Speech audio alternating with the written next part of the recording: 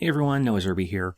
This is one of a series of videos exploring topics in international relations and global politics.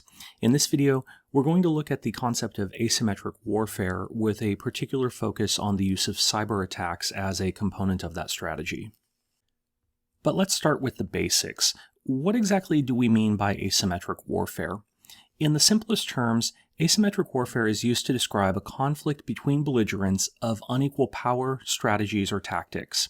In these situations, rather than directly engaging with their opponent, the military of the weaker party employs unconventional strategies and tactics to exploit the vulnerabilities of the stronger adversary. That is to say, instead of engaging in direct military conflicts that they're likely to lose, they might employ tactics like guerrilla warfare, terrorism, cyber attacks, or propaganda in an effort to neutralize the superior power's advantages. The common feature that unites these various tactics, and thus might be thought of as some of the key features of asymmetric warfare, include the inequality between belligerents we previously mentioned.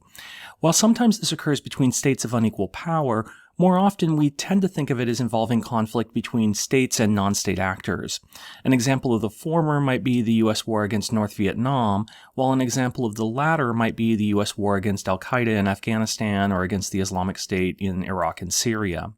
Asymmetric warfare is also defined by a reliance, particularly on the part of the weaker power, on unconventional tactics, including, for example, guerrilla warfare, the use of improvised explosive devices, or cyber attacks. Asymmetric warfare also frequently involves a key focus on the psychological outcomes. Rarely does the weaker party believe it can militarily defeat the stronger one. Instead, its tactics emphasize causing fear or using propaganda to garner the support of the local population and to neutralize third parties or to erode the will of the opponent. And finally, the weaker party will frequently seek to use its superior knowledge of the local terrain and civilian populations to its advantage, integrating into the local population or utilizing challenging terrains to avoid direct confrontation with their opponent. We tend to associate the concept of asymmetric warfare with the contemporary global war on terror. Certainly in the post-Cold War era, following the dissolution of the Soviet Union and the end of the bipolar global order that defined the Cold War era, the primary axis of conflict shifted. The rise of non-state actors and extremist groups led to an increase in the use of asymmetric tactics, culminating most dramatically in the events of 9/11 and the subsequent global war on terror.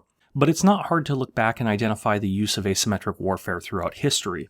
During the Cold War era, proxy wars in countries around the world, including Vietnam, Afghanistan, Nicaragua, Angola, and many others, saw the United States and the Soviet Union both supporting irregular forces or aiding national militaries in their fights against them, depending upon the specific context. To provide just two specific examples among many, in Afghanistan, the United States supported the Mujahideen forces in their fight against Soviet forces, which were in the country to support the communist-aligned government there. Both sides spent billions of dollars in the war, and as many as 2 million people were killed in the decade-long conflict there.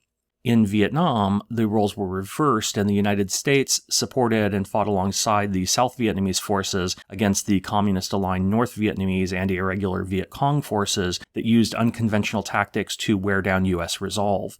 Despite spending billions of dollars in the war effort, and despite up to 3 million people being killed in the fighting, the United States was ultimately forced to withdraw from the country. In the immediate post-World War II era, groups fighting against colonial occupation frequently used asymmetric warfare to try to achieve their aims. Wars for liberation in Algeria, Guinea-Bissau, Mozambique, Zimbabwe, and elsewhere all took advantage of local knowledge of terrain and support among the population to wage guerrilla wars against colonial occupation, ultimately defeating their opponents or at least sapping their will to continue fighting and thereby securing independence. In World War II, even as conventional military conflict between peer and near-peer adversaries raged all around them, irregular forces in the form of resistance groups in Nazi-occupied territories, for example, employed sabotage and guerrilla tactics to weaken Germany's ability to occupy territory and wage war. Going back further still, the early colonists in the United States used tactics of asymmetric warfare during the Revolutionary War. American irregular forces frequently used hit-and-run tactics, harassment, and sniping to avoid engaging in head-to-head battles with the British regular army. Such tactics were particularly effective in the southern colonies, where the colonial army was weaker and less effective.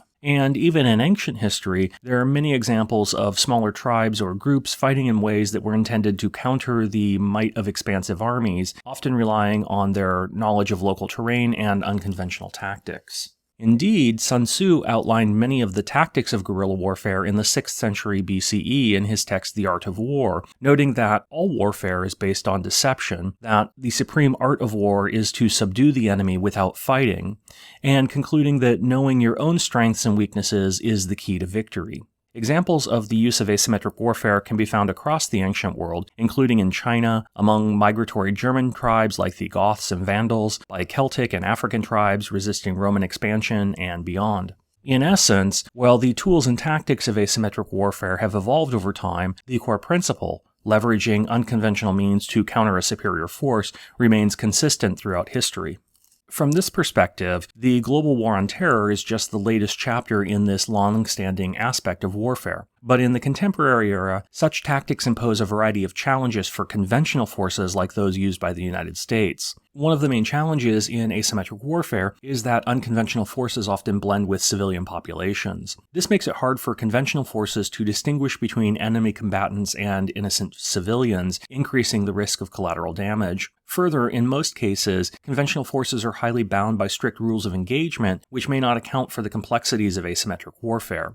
This can restrict their actions and reactions on the battlefield. Asymmetric conflicts are often drawn-out, low-intensity affairs. This can lead to mission creep or fatigue among troops who are trained to engage in short, high-intensity conflicts. Dealing with unconventional tactics like suicide bombings, hostage-taking, or attacks on civilian targets can induce moral dilemmas and psychological strain on conventional forces. The flexible organizational structure of unconventional forces means that eliminating one cell or leader doesn't necessarily cripple the entire group. This adaptability can frustrate efforts to neutralize the enemy. Conventional forces, especially if they're foreign to the area, may not be familiar with local terrain or cultural environments. This can be exploited by unconventional forces that have that local knowledge. Extended supply lines in foreign territories can be vulnerable to attacks by guerrilla forces, and securing these supply lines can be a resource-intensive operation. The home front's appetite for prolonged conflicts can wane, especially if there are significant casualties.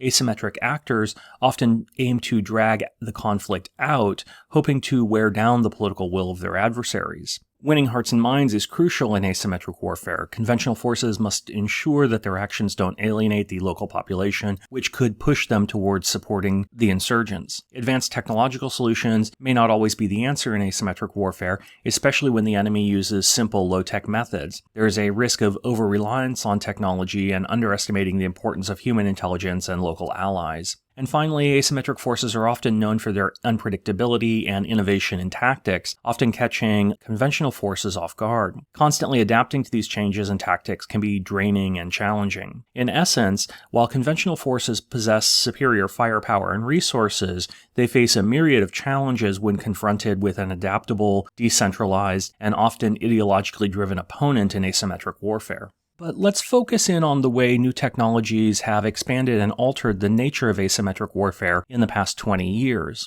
While the broad strategies and defining features remain the same, new technologies have opened a variety of new tactics and avenues of conflict. Think, for example, about the way in which drones, sometimes called unmanned aerial vehicles or unmanned aerial systems, have changed the conduct of war. The United States military led the way in the deployment of drones, which were initially employed as early as the 1950s in reconnaissance and surveillance operations, for example, the SD-2 Overseer. But in the early 2000s, the role of drones in the U.S. military dramatically expanded, with platforms like the MQ-1 Predator drone capable of loitering and surveilling potential targets for up to 14 hours and carrying 2 Hellfire air-to-ground missiles to attack targets of opportunity from a distance. While the Predator has since been retired from service, its numerous replacements, including the MQ-9 Reaper and the RQ-4 Global Hawk, have improved and expanded upon the Predator's capabilities. And new drones are being developed with expanded capabilities that include stealth technology, longer loitering times, and more extensive payloads,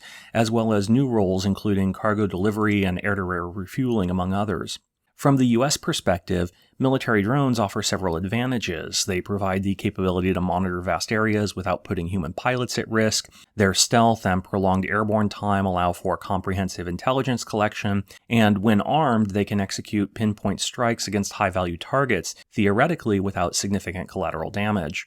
But non-state actors have also started using commercially available drones for surveillance and, in some cases, as improvised explosive devices, leveling the playing field slightly. In the 2023 Hamas-led attack against Israel, Hamas made extensive use of drones, including the Zuari loitering munitions, which it used to attack Israeli observation towers, cameras, and communications facilities in an effort to blind and confuse Israeli defense forces early in the attack. They also used drones to swarm and attack naval vessels, energy infrastructure, and other targets. And they used drones in a surveillance capacity to direct rocket attacks, essentially using drones in many of the same roles they have played in U.S. military operations. And similarly, Ukraine has made effective use of commercial drones modified to drop hand grenades and small munitions, striking Russian tanks and defensive positions from above. Second, information warfare, which encompasses the manipulation and control of information to achieve a strategic advantage, has grown in importance as the world has become increasingly interconnected. Such operations include disinformation campaigns, psychological operations, propaganda, and other similar tactics. Indeed, in an age of digital connectivity, controlling the narrative can be as crucial as winning battles on the ground.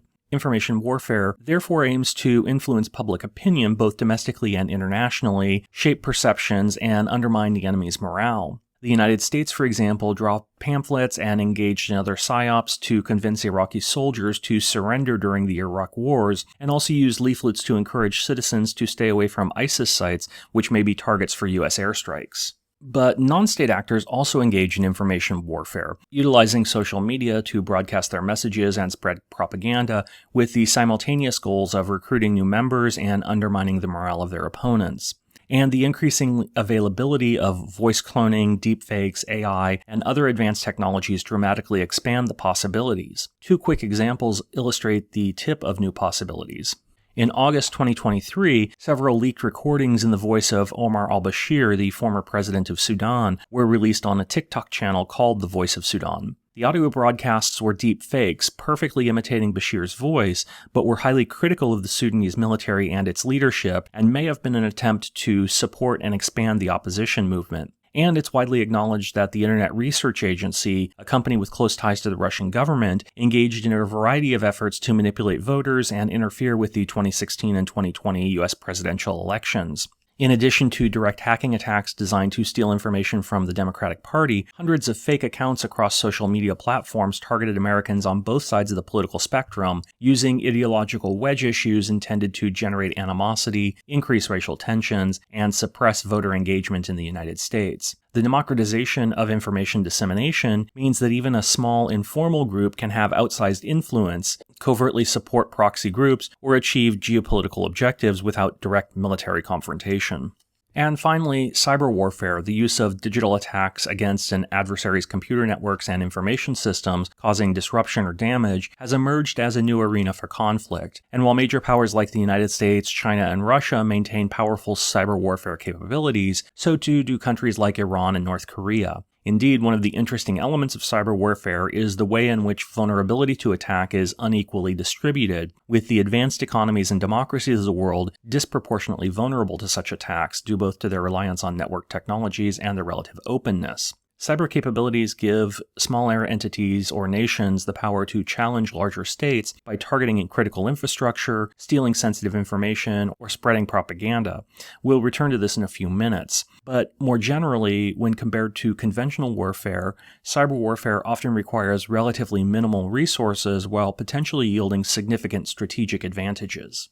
That said, only a handful of countries have heavily invested in cyber warfare capabilities. A study by the International Institute for Security Studies grouped the world's major cyber powers into three broad categories based on their relative capabilities across the cyber ecosystem. Currently, according to them, the United States stands alone in Tier 1, though China has worked quickly to close the gap. The United States has invested extensively in both offensive and defensive cyber capabilities since the mid-1990s and has maintained dominance in cyberspace as a key strategic goal. It has a large global footprint in both civil and military uses of cyberspace, and within the military sphere, maintains extensive offensive and defensive cyber capabilities.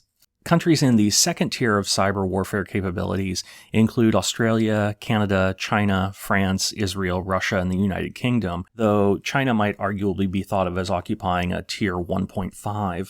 While China started from a position of relative backwardness in electronics in the 1990s, its rapidly growing economy and technology transfer from abroad has since established it as one of the world's major cyber powers. Since the early 2000s, China has conducted large-scale cyber operations abroad, aiming to acquire intellectual property, achieve political influence, carry out state-on-state espionage, and position capabilities for disruptive effect in the case of future conflict.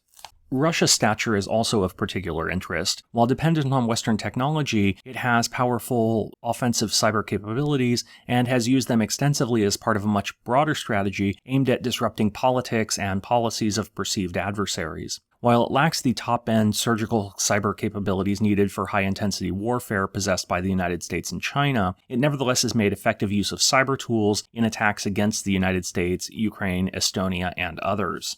Finally, Tier 3 countries are countries that maintain strengths in some domains of cyber warfare but have significant weaknesses in others. Tier 3 powers include India, Iran, Japan, North Korea, Vietnam, and others. Among this group, the cyber capabilities of Iran and North Korea are particularly noteworthy. Iran has been steadily enhancing cyber warfare capabilities as a strategic component of its national defense and regional power projection. In response to international sanctions, and as a means to counterbalance its conventional military limitations, Iran has developed asymmetric cyber capabilities through its military and the Iranian Revolutionary Guard Corps. These capabilities encompass both defensive measures to protect critical national infrastructure and offensive capabilities, which include cyber espionage, spreading disinformation, and executing disruptive cyber attacks against government and private sector targets, primarily in regions and countries considered adversaries. Indeed, Iran's cyber activities have shown growing sophistication, indicating a substantial investment in cyber operations as a cost-effective means of engaging with more technologically advanced adversaries. Despite challenges in attribution, Iran has been linked to various cyber campaigns that suggest its intention to expand and refine cyber warfare tools to both assert its influence and retaliate against geopolitical pressures. Similarly, North Korea's cyber warfare capabilities are essentially a broader part of its military strategy, enabling it to exert influence and pursue objectives globally despite its economic isolation. The regime has invested heavily in its cyber units, most notably Bureau 121, which operates with a high degree of secrecy and is believed to consist of several thousand skilled hackers, many of whom operate covertly in countries like Singapore, China, and the Philippines. North Korea's cyber operations are characteristically aggressive and have included cyber espionage, theft of funds from financial institutions, ransomware deployments, and destructive attacks against foreign businesses and governments. These activities serve both to generate revenue for the state, circumventing international sanctions, and to create a deterrent effect. North Korean cyber attacks are known for their boldness and have included notable incidents that suggest an ability to cause significant disruption and incur substantial financial losses on targeted organizations and countries, underscoring the strategic role of cyber capabilities in North Korea's national defense doctrine. And while national cyber war capabilities generally far outstrip those of non-state actors, many such groups nevertheless have made effective use of cyber attacks and propaganda as part of their operations. 3 quick examples illustrate this point. The Islamic State of Iraq and Levant, ISIL, has used cyber operations as part of its broader strategy of propaganda and psychological warfare, and indeed has its own cyber division known as the United Cyber Caliphate. The group is engaged in a variety of cyber operations around the world, spreading its ideology and recruiting members via social media. But it's also engaged in website defacement, social media hacks, and denial of service attacks, as well as doxing U.S. government and military personnel. Hezbollah, the Lebanese Shia Islamist party and militant group, is perhaps even more powerful. With extensive backing from Iran, Hezbollah has launched a variety of direct cyber attacks against targets in the Persian Gulf states, including oil and gas companies, and has also conducted a variety of cyber espionage operations against telecommunication companies and internet service providers in the United States, Israel, Saudi Arabia, Lebanon, Jordan, and the UAE. According to U.S. and Israeli reports, Iran uses Hezbollah as a proxy cyber force, providing it with a large degree of deniability and distance from any such attacks. Finally, Hamas, the Sunni Islamist group that controls Gaza, has engaged in similar cyber operations, propaganda, and low-level cyber disruptions, primarily targeting Israeli digital infrastructure and communication systems. While significantly less sophisticated than the cyber attack capabilities of nation-state actors like Israel, Hamas nevertheless made effective use of cyber operations. During its 2023 attack on Israel, Hamas employed distributed denial-of-service attacks to attempt to disable Israel's early warning systems, preventing alerts about incoming rocket attacks from being sent to civilians, and sending false alerts to others, effectively confusing Israeli defense forces and delaying any Israeli military response to the attacks.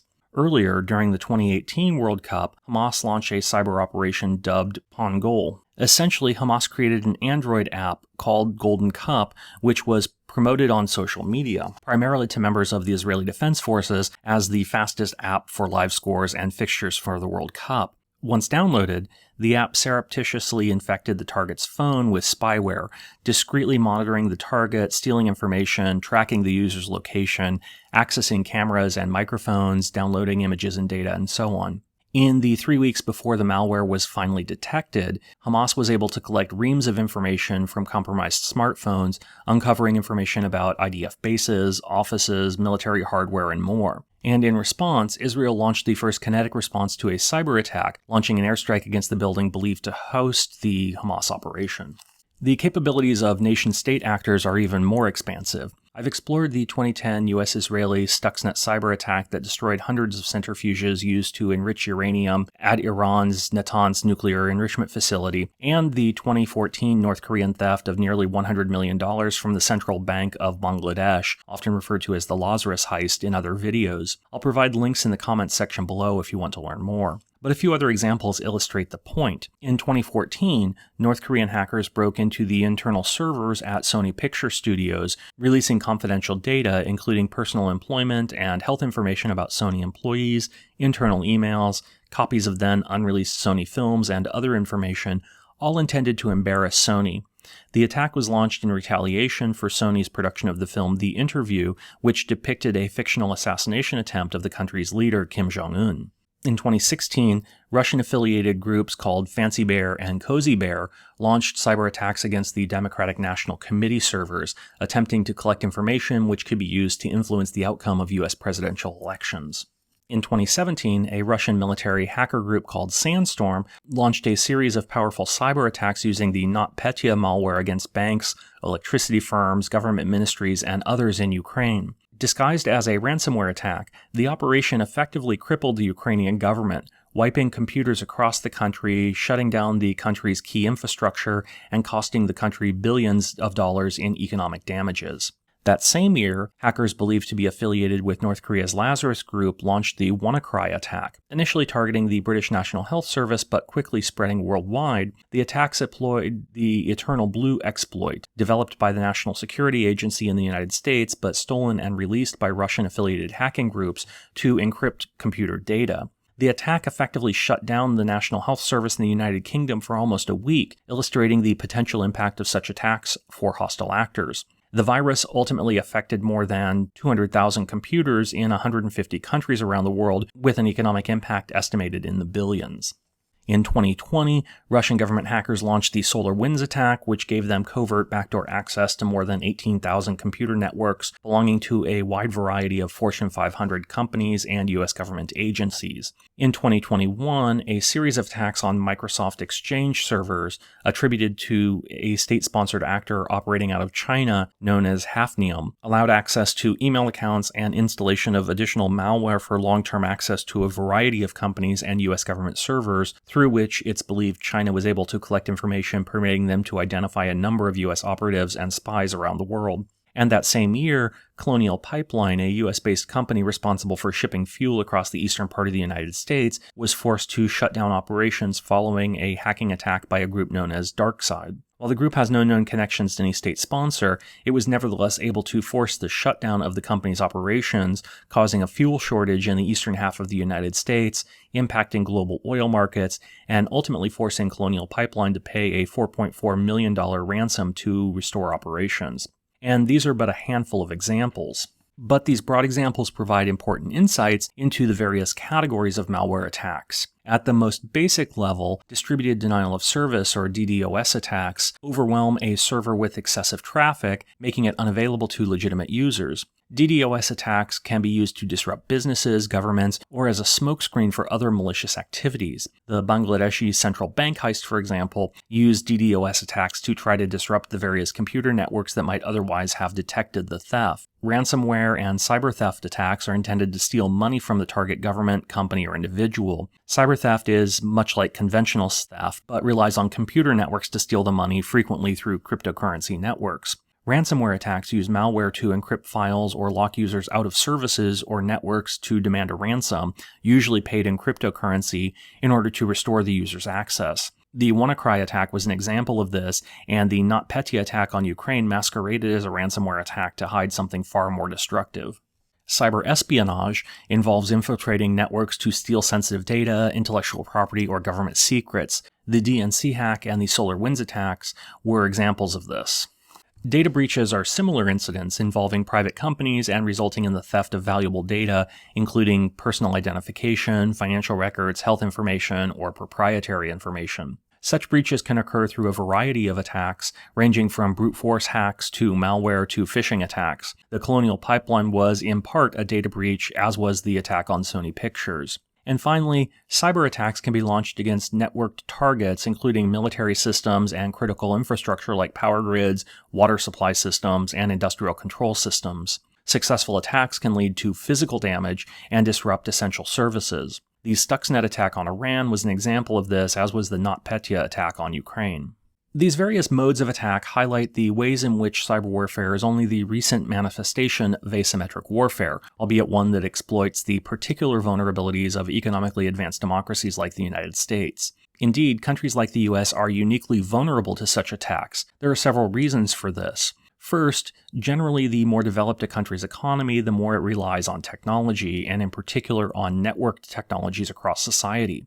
Indeed, nearly every sector of the U.S. economy, from healthcare to transportation to finance to defense, is connected. And increasingly, even aspects of our daily lives, from the cars we drive to the healthcare we receive to the food we eat, relies on networked connections to function, with every such connection increasing our vulnerability to a cyber attack. The relative openness of the U.S. political and economic landscape also poses challenges. Advanced democracies promote open information sharing and free access to the internet, which can make it easier for cyber attacks to gather intelligence and exploit vulnerabilities, as securing all potential entry points from cyber threats would be almost impossible. The country's relative wealthiness also makes it an attractive target, not just for monetary gain through ransom or monetary theft, but also through the theft of valuable intellectual property, sensitive data, and economic resources, making them attractive targets for cyber espionage and cyber crime. And the legal constraints required operating under the rule of law can limit the government's ability to respond swiftly and aggressively to cyber threats, potentially giving attackers an advantage. All of this means that the United States and other advanced democracies must contend with a wide range of cyber threats, including both state-sponsored attacks and attacks by non-state actors, ranging from criminal organizations to hacktivist groups to lone actors, making it challenging to defend against all potential adversaries. And emerging technologies have the potential to further increase these vulnerabilities, significantly impacting the landscape of cyber warfare in several ways. In the short term, the continuous growth of the Internet of Things, network devices ranging from kitchen appliances to automobiles to high-tech medical equipment and beyond, increases the attack surface for cyber warfare. Vulnerabilities in interconnected smart devices can be exploited to launch large-scale attacks, disrupt critical infrastructure, or gather intelligence. The integration of cyber and physical systems, as seen in critical infrastructure and industrial control systems, similarly introduces vulnerabilities that can be exploited to cause physical harm or disruption through cyber attacks. Attacks have already been reported on water processing facilities, nuclear power plants, and other high-risk infrastructure, though to date, none of these attacks has successfully resulted in damage to critical infrastructure. Nevertheless, cybersecurity experts warn of the need to harden such facilities against these kinds of attacks. Over the near to medium term, the development of new, more advanced cyber weapons made possible by advances in large language models, machine learning, and artificial intelligence could result in the deployment of highly adaptive, autonomous cyber weapons capable of evading traditional defenses.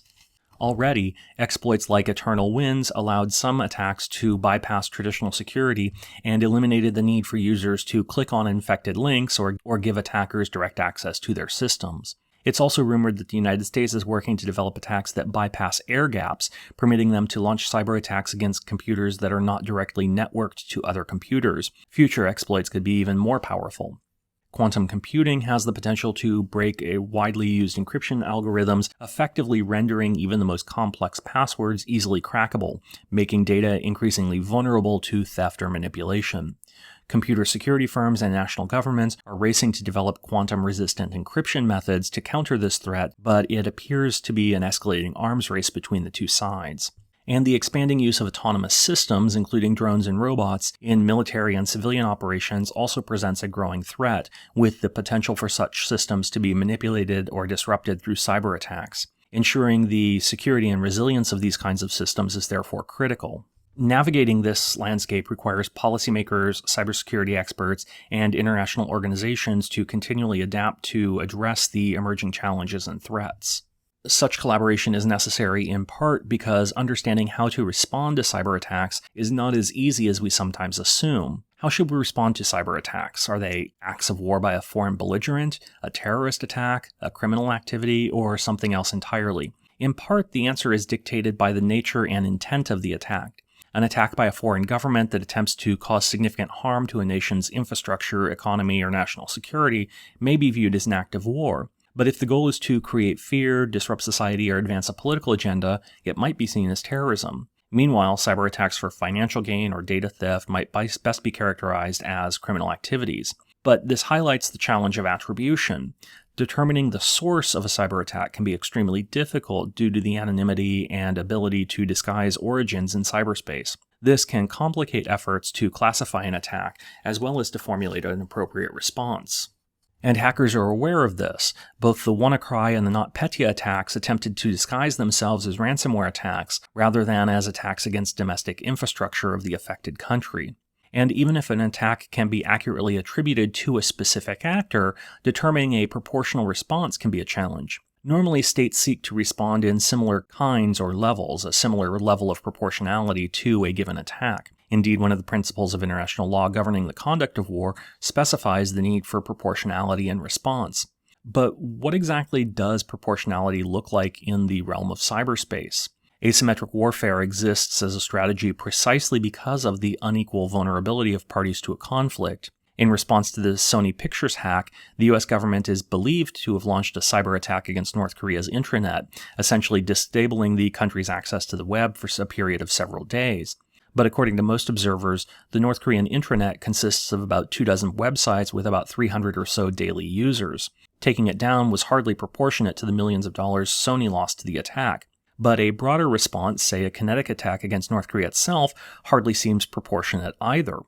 And prosecuting the attack as a crime through the normal criminal justice activity is hardly satisfactory, as the defendants are unlikely to ever be deported to face criminal prosecution for the actions in the United States. Thus, determining an appropriate response to cyber attacks will likely be a continuing challenge for the US and other countries. And consequently, countries like the United States are often forced to employ a multifaceted approach, using elements of law enforcement, intelligence, and military responses depending upon the specific circumstances of the cyber incident. All of this suggests that cyber conflict and asymmetric warfare more generally will remain an issue of importance in global politics for years to come. Both from the perspective of major cyber powers like the United States, China, Russia, and North Korea, and from the perspective of non-state actors like Hamas and various cyber theft rings, cyber conflict is likely to remain a major focus and an important area of contestation moving forward. But that's it for now. Please leave any questions you have in the comments section below, and thanks for watching.